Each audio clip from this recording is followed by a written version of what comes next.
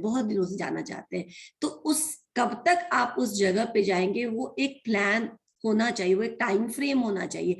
आपका प्लान है मान लो कि 4 धाम यात्रा करने का, ऐसे ही मैं एक प्लान लेती हूँ, या फिर कहीं पे किसी माउंटेन पे ट्रेकिंग करने का, सपोज करो बहुत लोगों का इंटरेस्ट होता है इन सब चीजों में, एडवेंचरस चीजों में। अगर आपका प्लान है, ठीक है ना, बंजी जंपिंग करने का आपका प्लान है कि करेंगे, तो फिर आप टाइम फ्रेम भी करोगे ना कि हाँ ठीक है, I will do it all these things before 35, before 40, before 45, क्योंकि उसके बाद आपका बॉडी पता नहीं है आपके प्लान को सपोर्ट करे ना करे, राइट।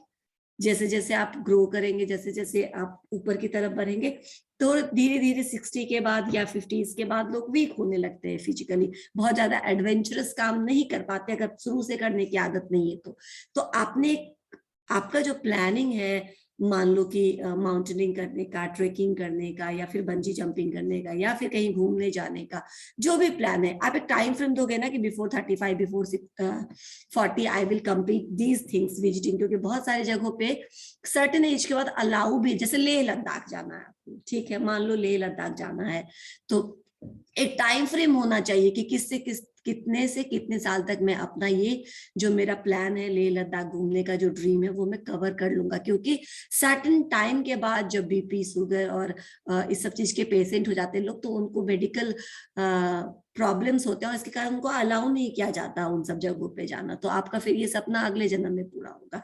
इसीलिए जब अगर आप छोटा ड्रीम है, बड़ा ड्रीम है, जो भी ड्रीम है, ठीक है ना, उसको एक टाइम फ्रेम के साथ अटैच कर दीजिए।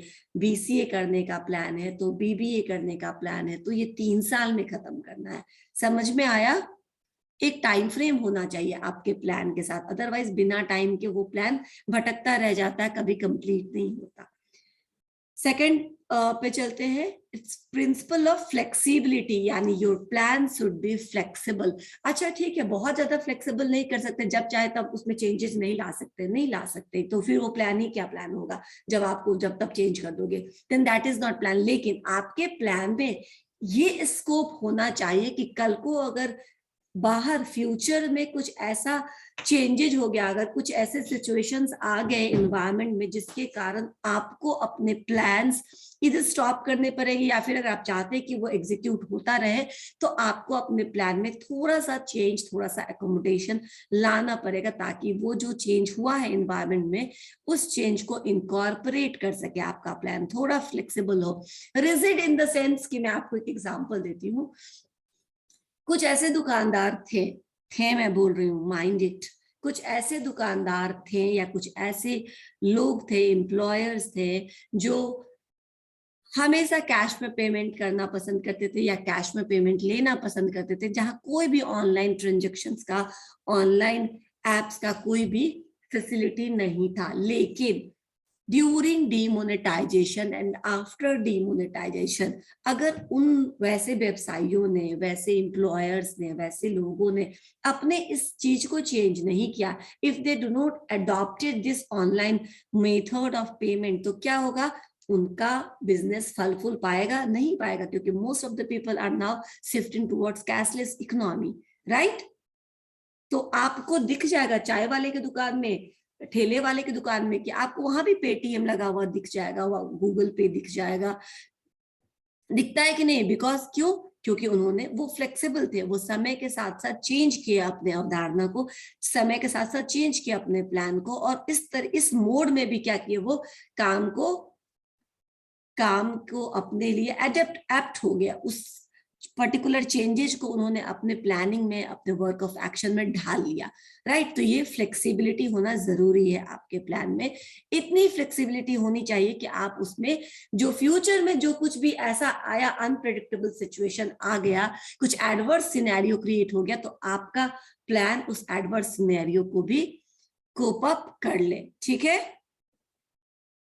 ओके, नेक्स्ट चलते हैं प्रिंसिपल। मैं एक बार पहले पढ़ा देती हूँ, फिर मैं अनम्यूट कर दूंगी, आपको जो भी पूछना होगा फिर पूछ सकते हैं। नेक्स्ट है प्रिंसिपल ऑफ पॉलिसी फ्रेमवर्क, यानी कि कोई प्लान जो है वो उस पॉलिसी के फ्रेमवर्क के अंदर होना चाहिए। सपोज करो कि कोई एग्जाम्पल लेते हैं, 5 ईयर प्लान का कोई एग्जाम्पल लेते हैं।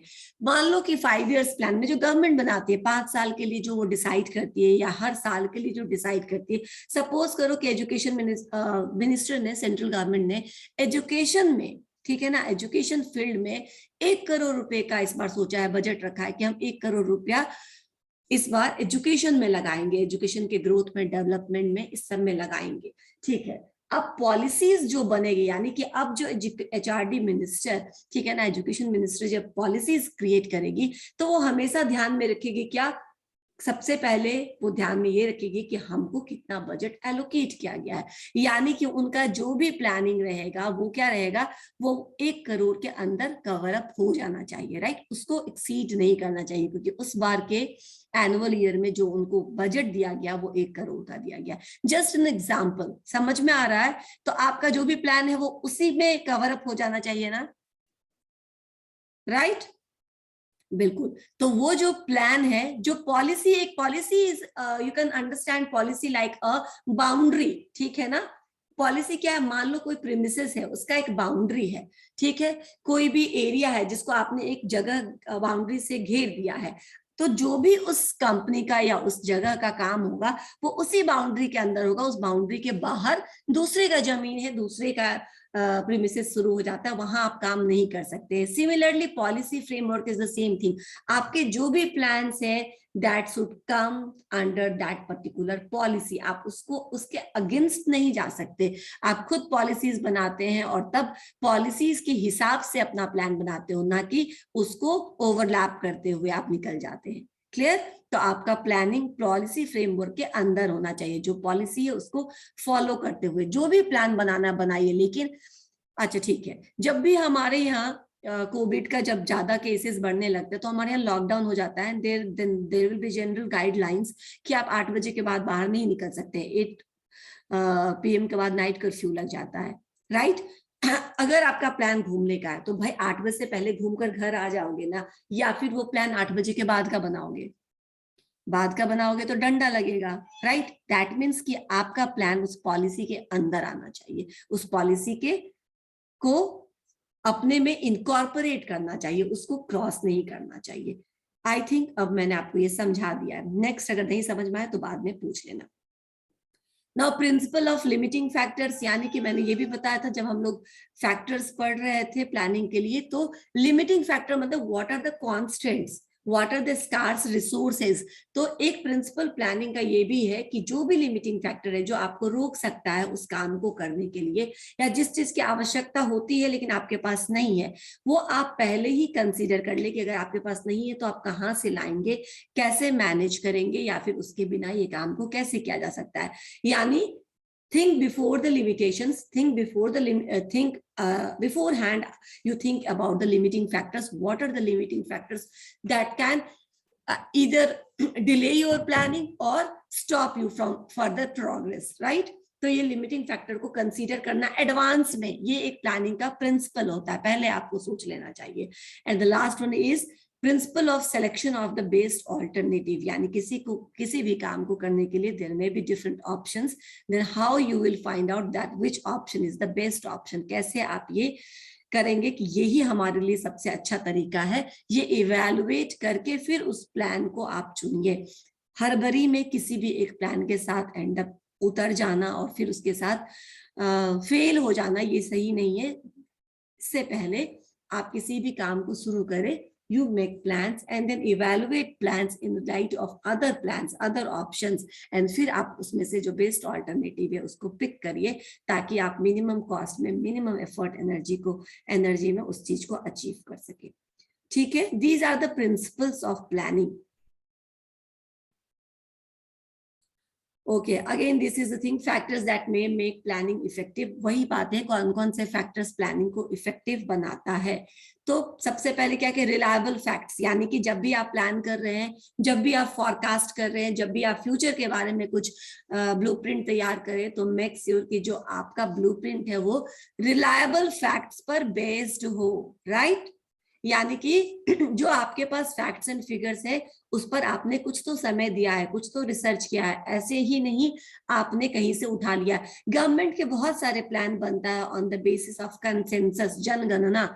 इसीलिए आप देखते होंगे कि कुछ कुछ सालों पर गवर्नमेंट क्या कराता है, कंसेंसस कराता है, घर घर जाकर के लोग पता करते हैं कि कितने मेंबर्स है, कितने लोग है, कितने लोग एम्प्लॉयड है, कितने लोग above 18 है, कितने लोग बिलो 18 है, different types of consensus.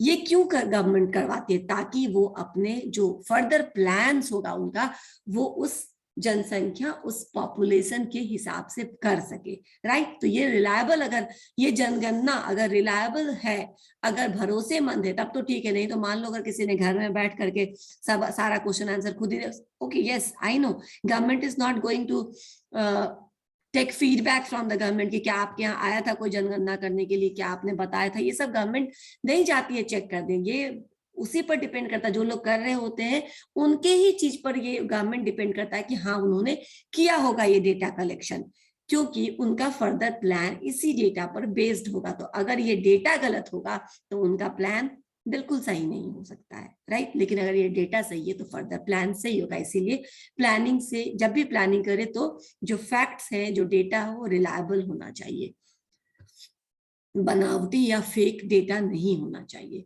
Second is ensuring employees participation in planning. Whenever you are planning, हम organizational लाइट में इसको पढ़ रहे हैं, तो whenever in any organization they plan, make sure कि आपने अपने प्लानिंग का हिस्सा अपने एम्प्लॉइज को बनाया है।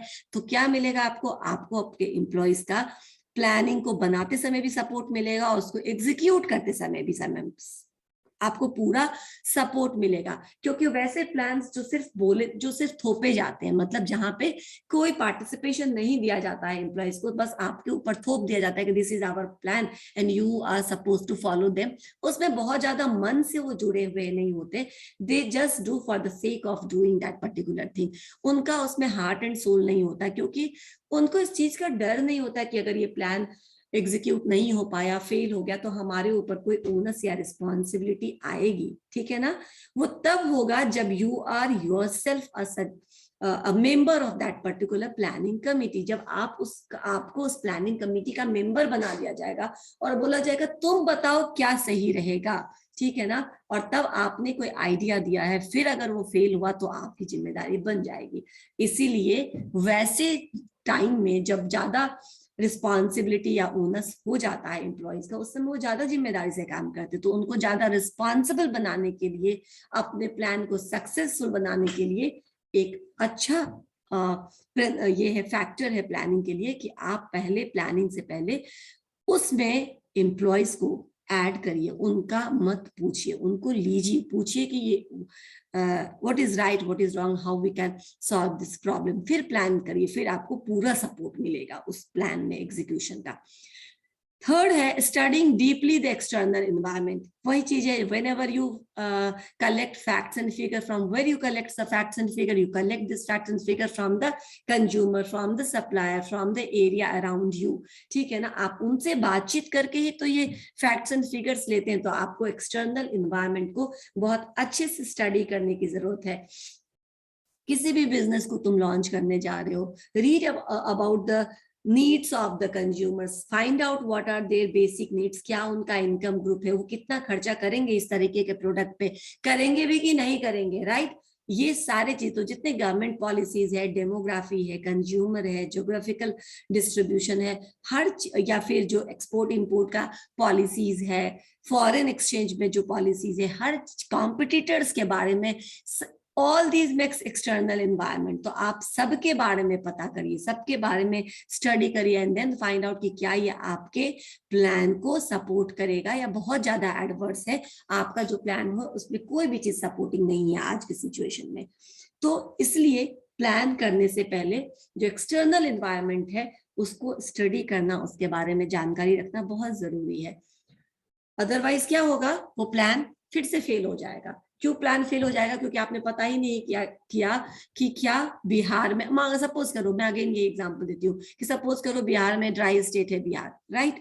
अब कोई सोचता है कि मैं अल्कोहल का बिजनेस करूं, बिना कोई रिसर्च किए, बिना पता किए आ गया और यहाँ पे कोशिश करने लगा, तो होगा क्या? नहीं होगा। उसको तो लाइसेंस ही नहीं मिलेगा, राइट। तो फिर उसकी सारी प्लानिंग ऐसे ही पेपर पे रह जाएगी, वो किसी दूसरी जगह पे जाके कर सकता है, लेकिन बिहार में उसका कोई काम नहीं चलेगा। तो पहले तो तुम स्टडी करोगे ना कि यहाँ पे गवर्नमेंट की पॉलिसीज इस बारे में क्या बोलती है, यहाँ पे इकोनॉमिक पॉलिसीज इस बारे में क्या है, इसमें लोगों का मत क्या है, सब कुछ देखने के बाद ही आप उस काम को कर सकते हैं। क्लियर? ठीक है। इससे आपको पता चलेगा कि उस जगह पे, उस लोकेशन पे उस चीज का डिमांड है या नहीं है। नेक्स्ट आते हैं adopting the regular training system. Why regular training system for planning. मैंने आपको इससे पहले बताया था कि एम्प्लॉयज का प्लानिंग में पार्टिसिपेशन होना बहुत जरूरी है, राइट। अगर वो पार्टिसिपेट आप नहीं कराते तो वो अनमने ढंग से आपका काम करते हैं, बहुत ज्यादा उसमें इन होकर के, बहुत ज्यादा उसमें डीप जा करके उसको सपोर्ट नहीं करते हैं। ये ट्रेनिंग सिस्टम इसी का हिस्सा है। अगर आपने उनको पार्टिसिपेशन का मौका दिया है या नहीं दिया है और आप कुछ प्लान कर रहे हैं, तो प्लानिंग को एग्जीक्यूट कौन करेगा? ऑल द टीम मेंबर्स, ठीक है, तभी वो काम एग्जीक्यूट हो पाएगा। टीम मेंबर्स मेंटली इस बात को समझ नहीं पा रहे कि ये काम क्यों किया जा रहा है, ये चेंज क्यों इंट्रोड्यूस किया जा रहा है, ठीक है, बिना ये बताए कि हम क्यों ऑनलाइन माध्यम से पढ़ा रहे हैं। अरे कितना अच्छा तो था, ऑफलाइन माध्यम में पढ़ाते थे, सारे बच्चे आते थे, इंटरेक्ट करते थे, पूछते थे, मुझे ये तरीका पसंद नहीं पढ़ाने का।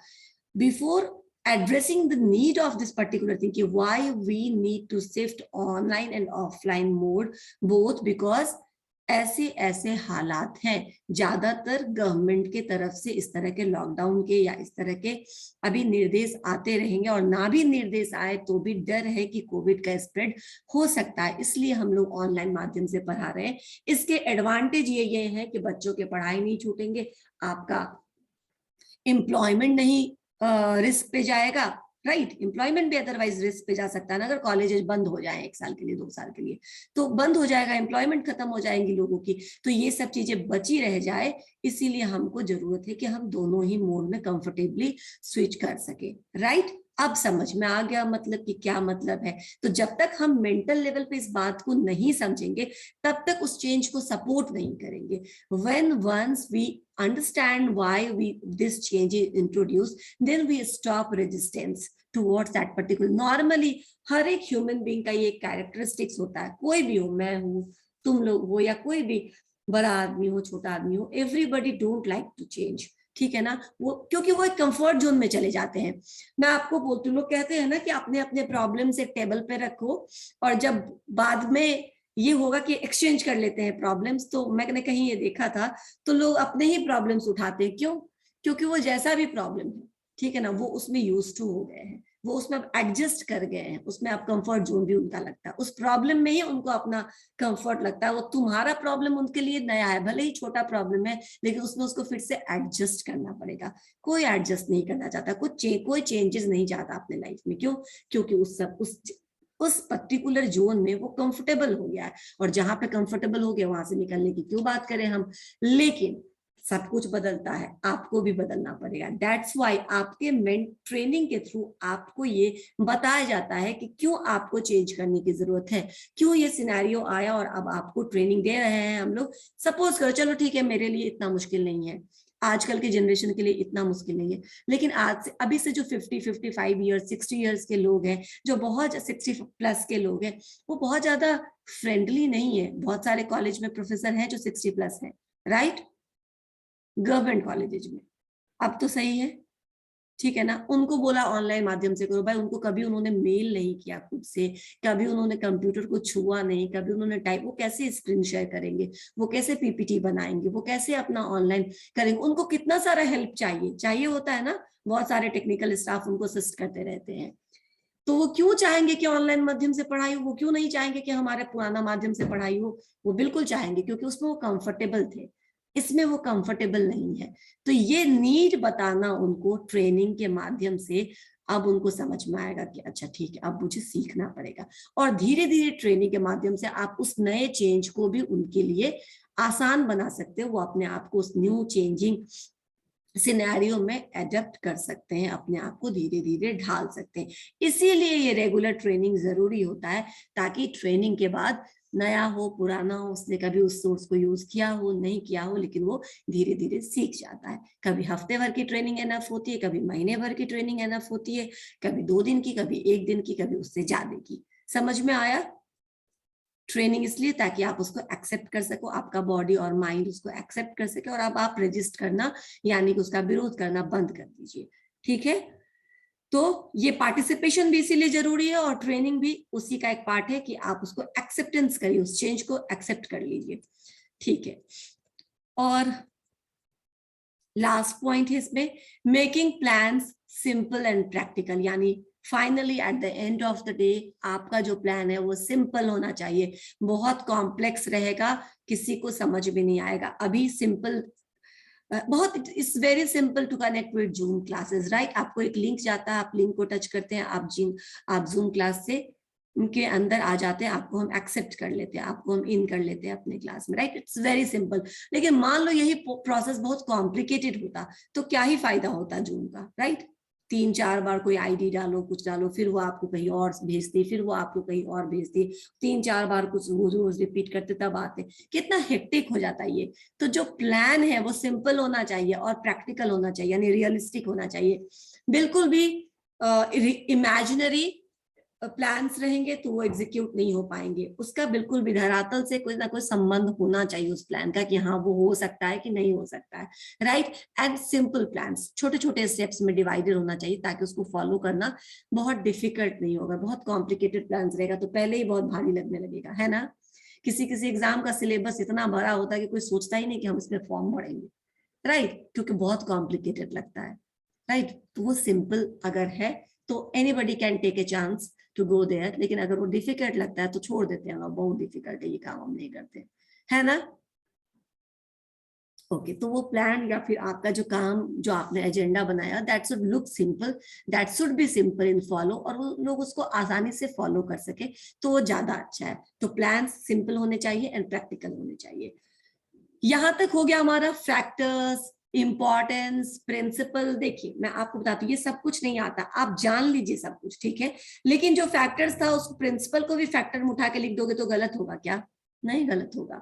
वही है, उसमें टाइम फ्रेम उसमें भी है, प्रिंसिपल में प्रैक्टिकल होना चाहिए वो चीज उसमें भी बताया गया है। उसके बाद फ्लेक्सिबल होना चाहिए, वो आपको पहले भी पता है कि प्लान शुड बी फ्लेक्सिबल, क्योंकि कभी भी चेंजेस आ जाएंगे तो रिजिड होगा तो फिर आप फेल कर जाएंगे। वही चीज सरवाइव करता है जो लचीला होता है, राइट, नहीं तो टूट जाता है, मालूम है ना आपको। इसीलिए फ्लेक्सिबिलिटी होनी चाहिए ताकि वो हर सिचुएशन में सरवाइव कर ले। टाइम फ्रेम होना चाहिए, पॉलिसी के अंदर आना चाहिए, सब कुछ वही। अगर आप इसको फैक्टर्स में भी डाल दोगे तो चलेगा, सही रहेगा, कुछ गलत नहीं होने वाला है।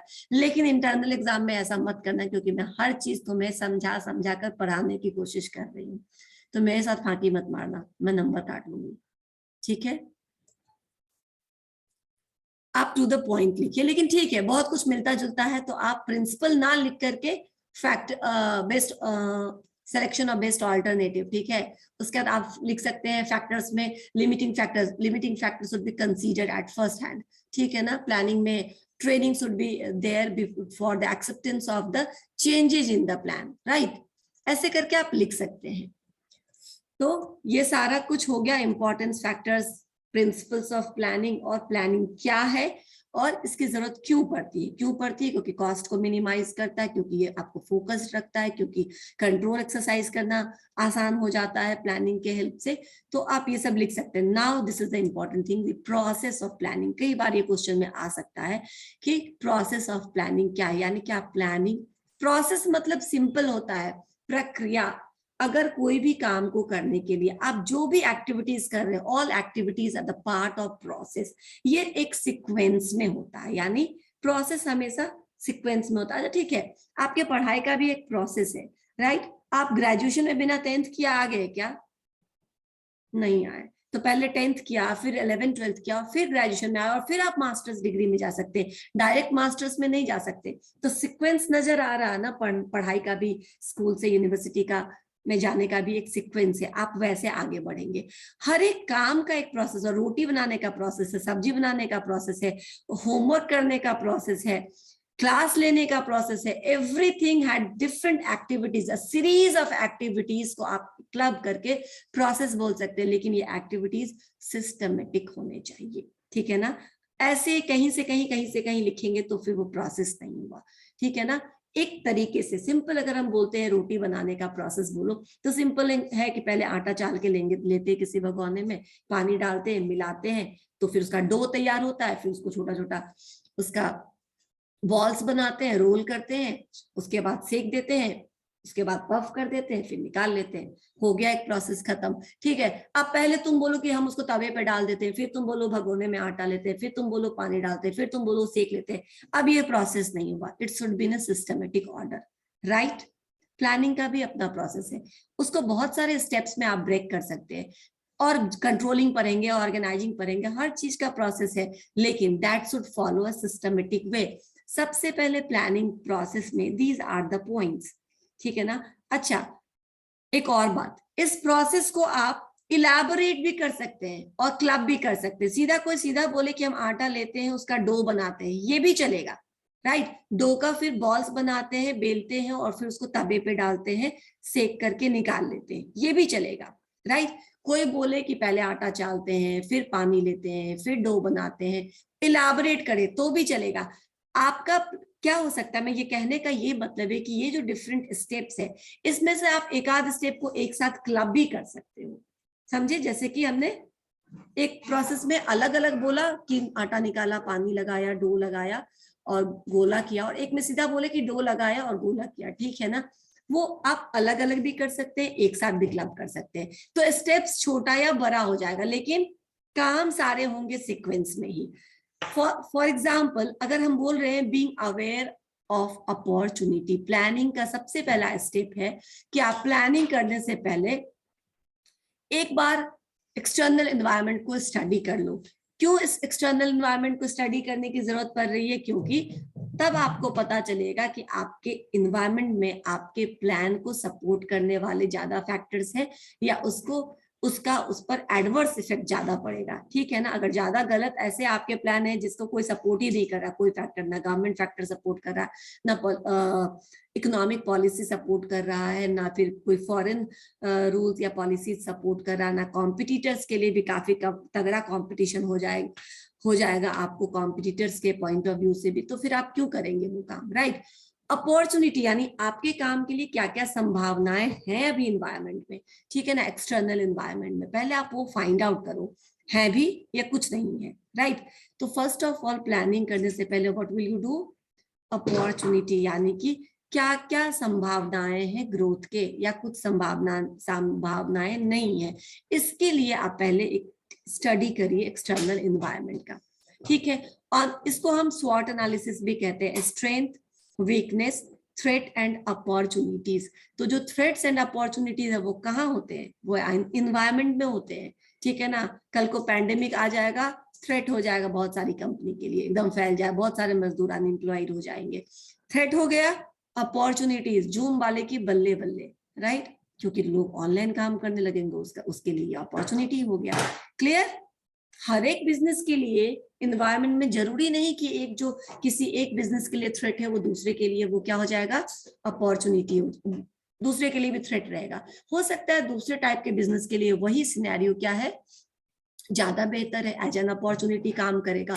तो first find out in external environment कि क्या क्या ऐसा है जो फेवरेबल है मेरे प्लान के, ठीक है। जब आप एक बार ये तय कर लेते हैं कि हाँ ये सब चीजें फेवरेबल हैं, then you establish an objective, फिर आप अपना गोल निर्धारित करते हैं। सबसे पहले क्या देखते हैं कि हाँ हमारा जो लक्ष्य है उसको फेवर करने वाले, हम अगर कुछ करने वाले, ठीक है, अभी ऑनलाइन कोई बिजनेस स्टार्ट करेंगे चलेगा, क्योंकि आजकल सब कुछ ऑनलाइन प्लेटफॉर्म पे शिफ्ट हो रहा है, राइट। तो ठीक है, ओटीटी चला है ना, नेटफ्लिक्स चला, सब है, सबका जन्मदाता ये पेंडेमिक है, सब पहले से था, लेकिन इतना फ्लरिशिंग नहीं था जितना अब है, राइट। तो ये क्या हो गया, पहले आपने स्कैन किया एनवायरनमेंट को, एनवायरनमेंट के हिसाब से अपना एक ऑब्जेक्टिव सेट किया, गोल सेट किया कि हमको इस बिजनेस में जाना है या हमको इस तरह का काम करना है। उसके बाद considering the planning premises, considering the planning premises का मतलब है अब आप क्या कर रहे हैं, अब आप अपने रिसोर्सेस को खंगाल रहे हैं, अपने थ्रेट एंड अपॉर्चुनिटी मैंने कहा एक्सटर्नल एनवायरनमेंट में है, लेकिन स्ट्रेंथ एंड वीकनेस आपके अपने अंदर है, ठीक है ना। आपका क्या वीकनेस है वो आपको अपने अंदर, यानी कि एक ऑर्गेनाइजेशन को अपने अंदर फाइंड आउट करना पड़ेगा कि कौन कौन सा पॉइंट है जहां पे हम थोड़े ढीले पड़ जाते हैं, हमारे अंदर कमी है, हम जिसको नहीं अच्छे से कर पाते हैं, और कौन कौन सा पॉइंट है जो हमारा स्ट्रेंथ है, हमारे मैन पावर हमारे स्ट्रेंथ है, ठीक है, हमारे स्टूडेंट्स हमारे स्ट्रेंथ है। तो क्या हमारा स्ट्रेंथ है और क्या हमारा वीकनेस है, एक बार जब हम ये पता कर लेंगे, उस बेसिस पे अपना प्लान आगे फर्दर करेंगे। जो वीकनेस है उसको क्या करेंगे, कम करने की कोशिश करेंगे, और जो स्ट्रेंथ है उसको कैपिटलाइज करेंगे, उसको बढ़ाएंगे, ठीक है, और उसका फायदा हमको मिलेगा। तो प्लानिंग प्रीमिसेस का मतलब है जो आपके पास लिमिटिंग फैक्टर है, क्या है नहीं है, क्या अवेलेबल है, इन सब चीजों को पहले क्या कर लेना, एक बार देख लेना, और देन उस प्लानिंग प्रीमिसेस के अंदर, यानी what are the limiting factors, what are the resources required to execute that particular plan, according to that particular thing what you do, you generate और develop different alternative course of action. ठीक है, आपके पास जितना चीज रहेगा उसी के basis पर आप काम करोगे ना, तो आप उसको मद्देनजर रखते हुए बहुत सारे ऑल्टरनेटिव कोर्सेस फाइंड आउट करोगे, उसको बढ़ाओगे कि क्या क्या विकल्प है इस काम को करने का। ठीक है, बहुत सारे विकल्प रहते हैं किसी भी काम को, ठीक है, हमें नहीं पता चलता, but there are lot of options, ठीक है ना। जब बहुत सारे ऑप्शंस है तब सारे ऑप्शंस को कंपेयर करेंगे हम, ठीक है, कंपेयर करेंगे कि हमारे अभी के हालात में क्या है जो हमको सबसे ज्यादा सूट करता है, राइट। ऑब्वियसली ना, मान लो कि आपके पास 5,000 रुपया और आप वो लेकर के बाजार जाते हो, तो आप अपने जेब के हिसाब से ही खर्चा करोगे ना, या किसी बगल वाले की शॉपिंग देख करके कि वो 10,000 का सामान ले रहा तो आप भी ले लोगे, नहीं लोगे, राइट। तो आपका जो प्रीमिसेस है, आपके जो अवेलेबल रिसोर्सेस हैं, जो कैपेसिटी है, जो कैपेबिलिटी है, उसके हिसाब से आप different course of action decide करते हो, और फिर किसी एक कोर्स ऑफ एक्शन को जो उस समय आपको लगता है कि this is the most favourable and most suitable plan, आप उसको क्या करते हैं, चुन लेते हैं। Once you select one of the alternative that becomes your plan, right. अच्छा, अब वो तो आपका कंपेयर करने के बाद आपने comparing the alternative and selection भी यहाँ पर आप लिख सकते हो, सेलेक्टिंग एन ऑल्टरनेटिव। उसके बाद आप क्या करोगे नेक्स्ट लेवल पे, फॉर्मुलेट सपोर्टिव प्लान। एक प्लान आपने बना लिया, तो उस प्लान को सक्सेसफुली एग्जीक्यूट करने के लिए आपको छोटे छोटे स्टेप्स में भी प्लान लेना पड़ता है, बनाना पड़ता है। That plans are supportive plans, जो उस प्लान को इम्प्लीमेंट करने में और अकम्प्लिश करने में आपकी मदद करता है। तो अब आप क्या करेंगे, एक छोटे छोटे से प्लान्स भी बनाएंगे। वो मान लो 1 साल या 6 महीने का तुमने प्लान बना रखा है, तो उस प्लान को अचीव करने के लिए, उस गोल्स को अचीव करने के लिए आप कुछ सपोर्टिव प्लान्स बनाते हैं। Then you implement the plan, then now what you are doing, you have implemented the plan. अब काम, अब एक्शन शुरू। अभी तक क्या था, पेपर पे चल रहा था या दिमाग में चल रहा था, अब इम्प्लीमेंटेशन के साथ क्या होता है, अब वो काम का क्रियान्वयन शुरू हो जाता है, अब आप उस काम को करना शुरू करते हैं, ठीक है। That plan is now transform into physical form, right. अब काम हो रहा है, तो आपको समय समय पे फॉलो अप करना पड़ेगा, रिव्यू करना पड़ेगा, वो काम कैसा चल रहा है, एज पर योर डिजायर्ड गोल चल रहा है, as per your desired plan वो जा रहा है, या डेविएशन हो रहा है। डेविएशन हो रहा है तो उसको ठीक कर देते हैं, फिक्स कर देते हैं, और ताकि वो फिर से अपने रास्ते पर आ जाए। और लास्ट में हो जाने के बाद हम रिव्यू करते हैं कि हमारा जो प्लान था, हमारा जो ऑब्जेक्टिव्स था, जिसको करने के लिए, अचीव करने के लिए हमने इतना सारा मेहनत किया, इतनी सारी प्लानिंग एंड सपोर्टिंग प्लान्स बनाए और उसको इम्प्लीमेंट किया, वो हमारा ऑब्जेक्टिव्स कितना हमने अचीव किया, राइट। ये आपका पूरा प्रोसेस है प्लानिंग का। मैं अभी थोड़ा सबको अनम्यूट करती हूँ, कोई भी किसी तरह का क्वेश्चन है तो पूछ सकते हैं, म्यूट करके। नहीं हुआ है क्या? Yeah, you can unmute yourself. Anybody can unmute. Yes. बोलिए, कुछ समझ में ना आया हो तो पूछो, बाकी मैंने सबको एक्सप्लेन कर दिया है। फॉलो अप क्या होगा? फॉलो अप मतलब होता है, मैं बताती हूँ, मैंने तुम्हें कोई काम दिया करने के लिए, ठीक है, और मैंने 1 हफ्ते का टाइम दिया कि 1 हफ्ते में तुम्हें ये काम मेरा कर देना है, ठीक है ना। सपोज करो कि मैंने तुम्हें कुछ कॉपीज दी चेक करने के लिए, ठीक है, कॉपीज दी चेक करने के लिए 50 कॉपीज, और बोला कि मुझे 2 दिन में ये वापस कर देना, राइट। अब 2 दिन के बाद you didn't turn up, right, तो मैं 2 दिन के बाद जागूंगी, यानी कि बहुत सारा समय नुकसान हो जाएगा।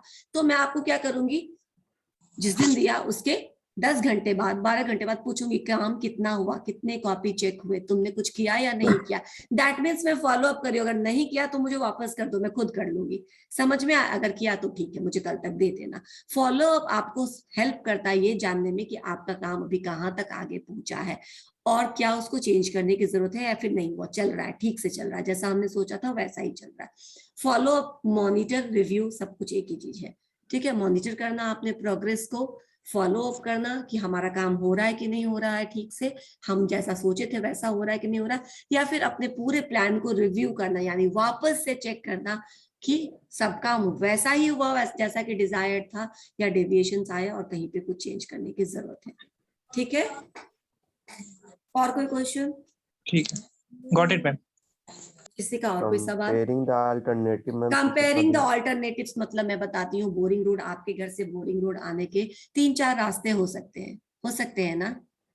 एक रास्ता होगा जो बहुत ज्यादा बिजी रास्ता होगा, बहुत सारा किचकिच ट्रैफिक वगैरह रहता होगा। एक होगा जो बहुत शॉर्टकट है, बहुत जल्दी आपको पहुंचा देता है, लेकिन उस रास्ते में कभी कभी उस रास्ते में अच्छा रास्ता नहीं है, ठीक है ना, एक्सीडेंट के चांसेस हो सकते हैं उस रास्ते में। तीसरा एक रास्ता है जो रास्ता तो सही है पर थोड़ा सा लंबा है, in comparison to the shortest जो आपका है वे, उसके कंपैरिजन थोड़ा लंबा है।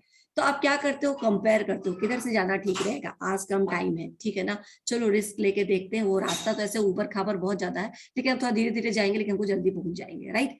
नॉर्मली अगर टाइम आपके पास ठीक ठाक है तो भी आप ट्रैफिक वाले रास्ते को अवॉइड करते हो, और जो आपका एक मिडवे का एक रास्ता है उसको चुनते हो, ताकि आप समय पर अपने कॉलेज पहुंच जाओ, अगर थोड़ा लेट भी निकलो तो।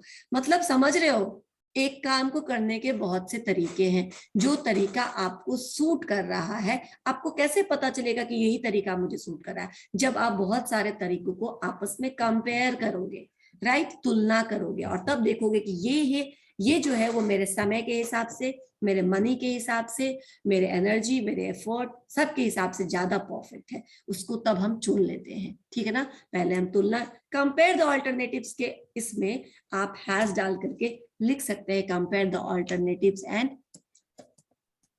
सिलेक्शन ऑफ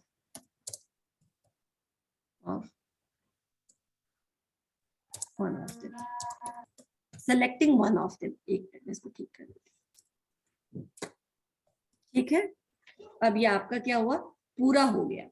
इस दोनों को मैंने क्या किया, एक जगह क्लब कर दिया। अभी जो मैंने शुरू में बताया था ना कि दे आर डिफरेंट स्टेप्स, तो आप इसको कंपेयरिंग द ऑल्टरनेटिव्स के बाद नेक्स्ट एक स्टेप में लिख सकते थे सेलेक्टिंग वन ऑफ देम, और मैंने उसी में क्लब कर दिया comparing the alternatives and selecting one of them, right. Comparison करके आपने सेलेक्ट कर लिया। और कुछ? ठीक है, अब हम लोग अटेंडेंस बना लेते हैं, थोड़ी देर के लिए शांत रहेंगे आप लोग, शांत। पीडीएफ भेज दीजिएगा मैम ग्रुप में। बिल्कुल, इससे पहले के सारे पीडीएफ है ना आपके पास? पीडीएफ है मैम इससे पहले की? यस मैम है। ठीक है, मैं प्लानिंग का भेज दूंगी। अभी 2 मिनट थोड़ा हाँ परविंदर, आपको कुछ पूछना था क्या? No ma'am. ठीक है, अभी 2 मिनट सब लोग म्यूट कर लो खुद को, मैं बोलूंगी, पहले बैच 1 का अटेंडेंस लेंगे फिर बैच 2 का लेंगे, तो 2 मिनट म्यूट कर लो। Okay ma'am.